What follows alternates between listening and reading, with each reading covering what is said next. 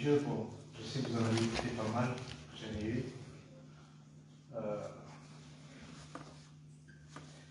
Mais je ne sais pas laquelle vous donner exactement. Qu'il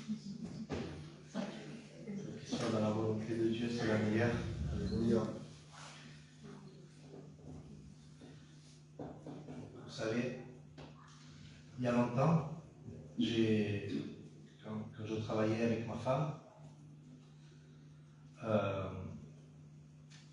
on venait à La Réunion, c'était difficile pour nous de venir parce qu'on avait un travail, une charge assez lourde, mais on ne manquait jamais nos réunions.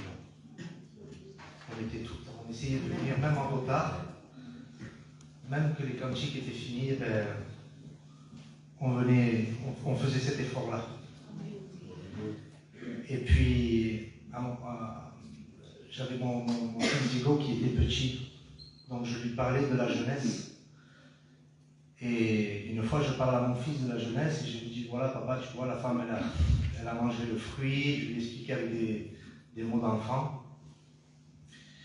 Et je dis, tu vois, elle a écouté le serpent, la femme, donc c'est pour ça qu'aujourd'hui, on a pris le péché, je lui expliquais avec mes mots. Donc, mon fils il rigolait, il dit, ah oui, il a écouté le serpent et il rigolait.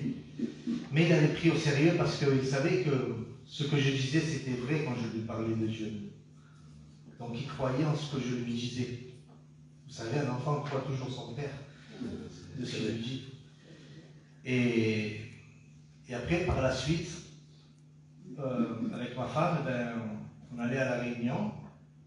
Et puis une fois, j'étais à la maison et j'étais fatigué parce que je venais du travail et tout. Donc quand je suis arrivé chez moi, j'ai pris ma douche, je me suis mis dans le canapé, j'ai dit, je suis fatigué, je ne peux pas aujourd'hui, je reste là. Et comme je suis resté ici, mon fils il me dit, il vient en courant dans la chambre, il me dit, papa, on ne va pas à La Réunion, on ne va pas à La Réunion. Et je dis, non, je suis fatigué. Il me dit, tu as écouté le serpent?